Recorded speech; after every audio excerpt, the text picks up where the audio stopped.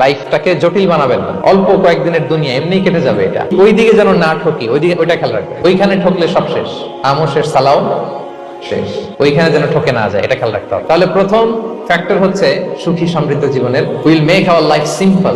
Simplicity is the কি to happiness. আপনি লাইফটাকে সিম্পল করবেন, আপনি হ্যাপি হবেন। রাসূল সাল্লাল্লাহু আলাইহি ওয়াসাল্লামের জীবনের দিকে যদি তাকান, দেখবেন তিনি তাই করেছেন। সুবহানাল্লাহ।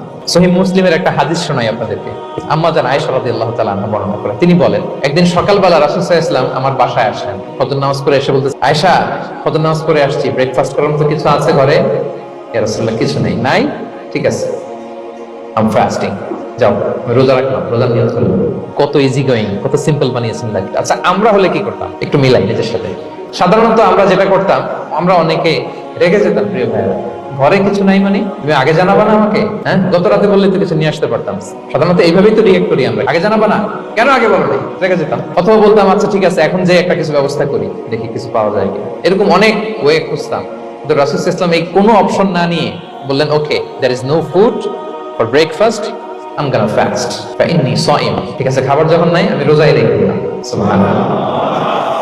এভাবে তিনি তার লাইফ লিড করেছেন। Make your life simple, you'll be happy. জটিল না করে সহজ করুন, আপনি হ্যাপি হবেন।